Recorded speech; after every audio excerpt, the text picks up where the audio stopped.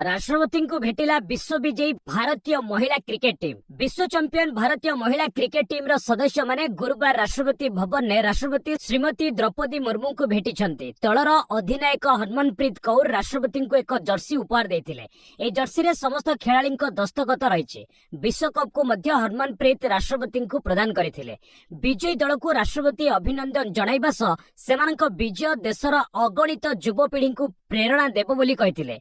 बुधवार विजयी टीम प्रधानमंत्री नरेंद्र मोदी को नुआ दिल्ली रे तांको बासभवन ने भेटी दीर्घ समय वार्तालाप करथिले। दलर केतेक सदस्य 2017 मसीह रे मोदी सह होइतिबा कथोपकथन को स्मरण करथिले। उल्लेखयोग्य गत रविवार भारतीय टीम नवी मुंबई ठारे विश्वकप फाइनल ले दक्षिण आफ्रिका को 52 रन ने परास्त करी चैंपियन होइचंती। बिक्री हेबो आईपीएल चैंपियन आरसीबी। चलित IPL champion royal Challengers Bengaluru RCB दल खूब शीघ्र बिक्री होई पारे। दलर मालिकाना थिबा कंपनी डियाजिओ एहार बिक्री पई प्रक्रिया आरंभ करि दैछे।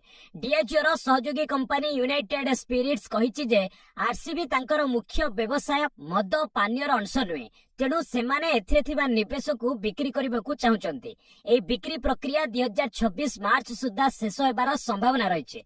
तेबे कंपनी स्पष्ट करिछि जे एहा दलर आगामी आईपीएल और महिला प्रीमियर लीग नीलाम उपरे कोनोसी प्रभाव पकाइबो नाही। एहा द्वारा आरसीबी टीम खूब शीघ्र जड़े नुआ मालिक पाई पारे।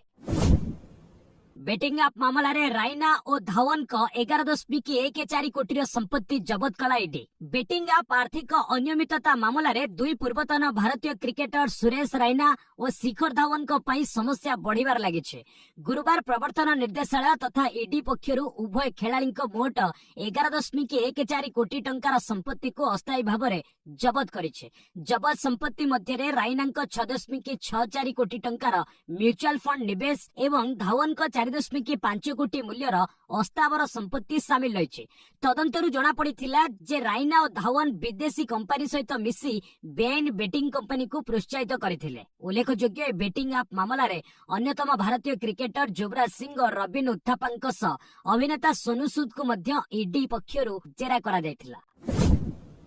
वाशिंगटन और दुबेंक कमाल चतुर्थ टी20 रे ऑस्ट्रेलिया को मात देला भारत। घरे ऑस्ट्रेलिया विपक्ष रे गुरुवार एठारे खेला जायथिबा चतुर्थ टी20 मैच रे भारत रोमांचक भावे 48 रन ने विजय हासिल करिছে। टॉस हारी भारत ई मैच रे 8 विकेट हराई 167 रन करिथिला। ओपनर अभिषेक शर्मा 28, शुभमन गिल 46, शिवम दुबे 22, अक्षर पटेल 21 रन करथिले। ऑस्ट्रेलिया रो नाथन एलिस और आदम जंपन को 3टी लेखाए विकेट मिलिथिला। जवाब रे ऑस्ट्रेलिया 10टी बॉल पूर्वरु 119 रन करी ऑल आउट हो जायतिला। एकदा 91 रन ने 3टी विकेट हराइथिबा ऑस्ट्रेलिया आउ 28 रन जोड़ी ऑल आउट होइतिला। वाशिंगटन सुंदर 3 एवं अक्षर दुबे 2 लेखाए विकेट नेथिले। ए विजय सह भारत 2-1 रे सीरीज अग्रणी रहिছে। सीरीज अंतिम तथा पंचम टी20 शनिवार खेला जिवो। भारतर 5 और श्रीलंकार 3 स्टेडियम रे हेबो टी20 विश्वकप।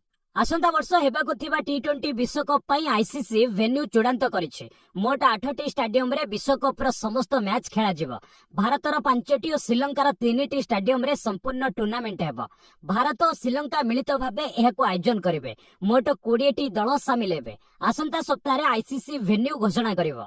आसंता वर्ष फेब्रुआरी 7 तारिख रु विश्वकप आरंभ होई मार्च 8 रे शेष हेबो। भारतर अहमदाबाद, दिल्ली, कोलकाता, चेन्नई और मुंबई रे मैच हेबो। श्रीलंकार कोलंबो और कांडी सहर रे मैच हेबो। तृतीय वेन्यू एपर्यंत चूड़ांत होई नै। भारत और पाकिस्तान मध्य रे राजनीतिक विवाद को नै पाकिस्तान रो समस्त मैच श्रीलंका रे खेला जिवो। डब्ल्यूपीएल नीलाम मंधाना स्कीबर ब्रंट गार्डनर 3.5 कोटी रे रिटर्न। आगामी डब्ल्यूपीएल 2026 मेगा नीलाम पूर्व खेलाड़ी रिटर्न तालिका घोषणा होइছে। मुंबई इंडियंस और दिल्ली कैपिटल सर्वाधिक 5 जन लेखाए खेलाड़ी को रिटर्न करिसंते। रॉयल चैलेंजर्स पक्षरु स्मृति मंधाना, मुंबई इंडियंस पक्षरु नाताली स्कीबर ब्रंट और गुजरात जायंट पक्षरु आस्ली गार्डनर रिटर्न होइचंते। ए खेलाड़ी मानक मूल्य सर्वाधिक 3.5 कोटी टंका तालिका रे रहिছে। मुंबई इंडियंस पक्षरु हरमनप्रीत का मूल्य 2.5 कोटी, हेली मैथ्यूज 1.75 कोटी, अमनजोत कौर 1 कोटी और जी कामालिन का मूल्य 50 लाख रहिছে। दिल्ली कैपिटल्स जेमिमा रेड्रिक्स को 2.2 कोटी, शेफाली वर्मा को 2.2 कोटी, आनाबेल सुदरलैंड 2.2 कोटी रे रिटर्न करिছে। गुजरात जायंट्स ବେଥ୍ ମୁନିଙ୍କୁ 2.5 କୋଟି ଟଙ୍କାରେ ରିଟର୍ନ କରିଛି।